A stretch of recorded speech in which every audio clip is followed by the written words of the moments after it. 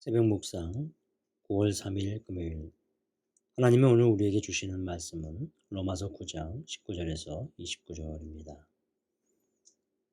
혹 내가 네게 말하기를 그러면 하나님이 어찌하여 허물하시느냐 누가 그 뜻을 대적하느냐 하리니 이 사람아 내가 누구에게 감히 하나님께 반문하느냐 지음을 받은 물건이 지은 자에게 어찌 나를 이같이 만들었느냐 말하겠느냐 토기장이가 진흙 한 덩이로 하나는 귀 쓸 그릇을 하나는 천이 쓸 그릇을 만들 고난이 없느냐. 만일 하나님이 그의 진노를 보이시고 그의 능력을 알게 하고자 하사 멸하기로 준비된 진노의 그릇을 오래 참으심으로 관용하시고 또한 영광 받기로 예비하신 바 긍휼의 그릇에 대하여 그 영광의 풍성함을 알게 하고자 하셨을지라도 무슨 말을 하리요. 이 그릇은 우리니 곧 유대인 중에서뿐 아니라 이방인 중에서도 부르신 자니라. 호세아의 글에도 이르기를 내가 내 백성 아닌 자를 내 백성이라 사랑하지 아니한 자를 사랑한 자라 부르리라. 너희는 내 백성이 아니라 한 그곳에서 그들이 살아계신 하나님의 아들이라 일컬음을 받으리라 함과 같으니라. 또 이사야가 이스라엘에 관하여 외치되 이스라엘 자손의 수가 비록 바다의 모래 같을지라도 남은 자만 구원을 받으리니 주께서 땅 위에서 그 말씀을 이루고 속히 시행하리라 하셨느니라. 또한 이사야가 미리 말한 바 만일 만군의 주께서 우리에게 씨를 남겨두지 아니하셨더라면 우리가 소돔과 같이 되고 고모라와 같았으리로다 함과 같으니라. 창조주 하나님께만 고난이 있다 라는 제목으로 함께 은혜를 나누고자 합니다. 오늘의 본문은 하나님의 주권에 대해 이야기합니다. 우리는 앞서 하나님의 선택에 대해 나눈 바 있습니다. 특히 구원에 있어서의 선택은 아주 중요한 문제입니다. 이것은 어떤 사람은 선택하고 어떤 사람은 선택하지 않은 것이 옳은가? 그럼 하나님은 과연 의로우신가? 라는 의문을 갖게 합니다. 특히나 유대인들은 이 문제에 아주 민감했고 철저했습니다. 바울은 그들에게 이렇게 내용합니다. 19절입니다. 혹 내가 내게 말하기를 그러면 하나님이 어찌하여 허물하시느냐? 누가 그 뜻을 대적하느냐 하리니 이것은 창조주와 피조물의 관계에서 마땅한 자세가 무엇인지를 가르쳐 줍니다. 바울은 이것을 명확하게 하기 위해 21절에 토기장이 비유를 듭니다. 토기장이가 진흙 한 덩어리로 하나는 귀 쓸 그릇을 하나는 천이 쓸 그릇을 만들 고난이 없느냐. 이 비유는 구약 예레미야에서 나왔던 토기장의 비유와 같은 맥락입니다. 지음받은 물건이 지은 자에게 왜 이렇게 만들었느냐 따질 수 없는 이치입니다. 구원 문제에 관해 적용이 되죠. 누굴 선택하여 구원할지 하지 않을지는 우리의 소관이 아니라는 것입니다. 피조물은 피조물의 의지에 서야 하는 것이죠. 결국 하나님의 주권과 결부되는데 선민의식이 강했던 이스라엘 유대인들의 사고방식이 바뀌기는 어렵듯이 이 주권 문제에 대해서 하나님의 주권적인 뜻을 이해하는 것은 우리에게도 쉬운 문제가 아닐 수 있습니다. 바울은 선지자 호세아가 증거한 예언의 말을 인용합니다. 25절입니다. 호세아의 글에도 이르기를 내가 내 백성 아닌 자를 내 백성이라 사랑하지 아니한 자를 사랑한 자라 부르리라. 이방인을 부르시는 하나님의 구원 계획을 설명합니다. 구원의 기회가 유대인만이 아니라 이방인에게도 주어졌던 사실을 보여주는 것이죠. 이제 약속의 땅이 아닌 곳에서 하나님의 아들이라 부름을 받았습니다. 놀라운 복음의 시대가 시작된 것이죠. 그래서 바울은 로마서 서도 1장에서 이렇게 고백을 한 것입니다. 내가 복음을 부끄러워하지 아니하노니 이 복음은 모든 믿는 자에게 구원을 주시는 하나님의 능력이 됨이라. 첫째는 유대인에게요, 또한 헬라인에게로다. 복음으로 이방 헬라인에게 구원의 문이 열린 것입니다. 바울은 이어서 선지자 이사야의 말씀을 소개해 줍니다. 27절입니다. 또 이사야가 이스라엘에 관하여 외치되 이스라엘 자손의 수가 비록 바다의 모래 같을지라도 남은 자만 구원을 받으리라 라고 한 말입니다. 이사야는 이들을 거룩한 씨, 그루터기라고 표현했습니다. 그런데 주목해야 할 것이 있습니다.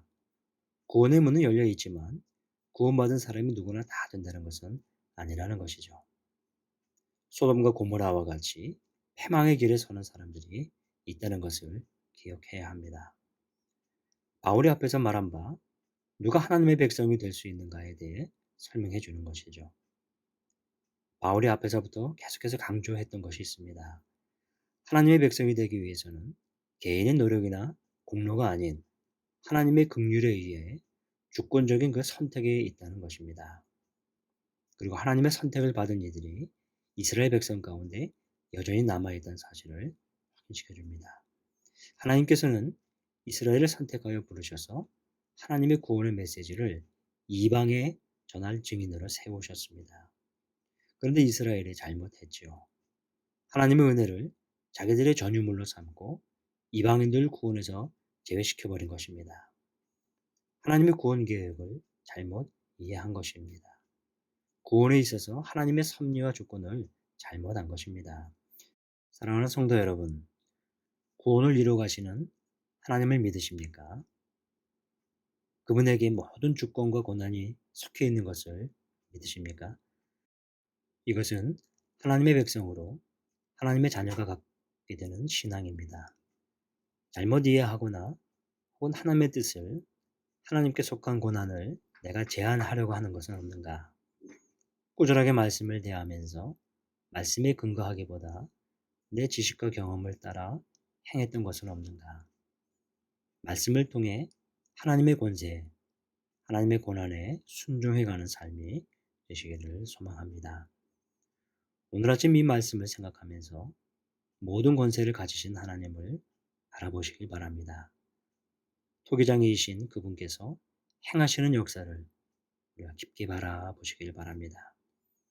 그분께서 선하신 뜻대로 주관하시는 것을 믿음으로 따라가시기를 바랍니다. 기도하겠습니다. 하나님 아버지, 하나님의 선하신 뜻대로 우리를 인도해 주셔서 감사합니다. 하나님께 선택받은 백성으로 살게 해 주신 은혜를 감사합니다. 오늘 말씀을 통해 구원에 있어서 아니 역사의 주관자가 되시는 분이 하나님이신 것을 오늘 다시 보게 해 주신 것을 감사합니다. 토기장이 되시는 하나님께서 그 선하신 뜻대로 우리를 각각 지으시고 그 뜻을 이루며 살게 해 주셔서 감사합니다. 우리의 모양과 우리 모습 속에 하나님의 형상이 담겨져 있는 것을 또 우리의 인생 가운데 하나님의 뜻을 이루어 가시는 것을 매일매일 보며 살아가게 하여 주시옵소서. 예수님의 이름으로 기도합나이다. 이어서 계속 기도하겠습니다. 먼저 말씀을 생각하며 하나님께 선택받고 구원받은 백성 되게 해주셔서 감사합니다. 말씀을 통해 하나님의 크고 높은 지혜를 깨닫고 마음에 새기며 살아가게 인도하옵소서. 하나님의 권위와 권세 앞에 겸손하게 순종하는 인생 되게 하소서. 환우들과 연약한 지체들을 위해서 또 기도합니다. 오랫동안 질병으로 고통받는 환우들의 아픈 몸과 마음을 위로하여 주시고 하나님을 신뢰하는 믿음이 무너지지 않도록 붙들어 주소서.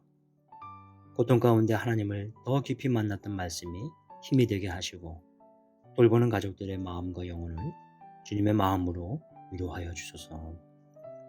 장기간의 폭염으로 인해 지친 성도님들에게 날마다 새 힘을 부어주시고 치유와 회복이 일어나는 교회 되게 하옵소서. 긴 시간 하나님으로부터 떠나 있는 가족들, 성도들의 마음에 성령 하나님께서 함께 하셔서 주의 말씀으로 살아나게 하소서. 셋째, 담임 목사님과 직원분들을 위해서 기도합니다. 박기훈 담임 목사님에게 하나님의 은혜와 능력이 충만하여 연유교회를 잘 이끌어 가실 수 있도록 동역하는 교회 직원들이 맡겨주신 역할들을 잘 감당케 하소서. 선교사님들을 위해서 기도할 때 심창섭 선교사님의 가정과 사역을 지켜주옵소서.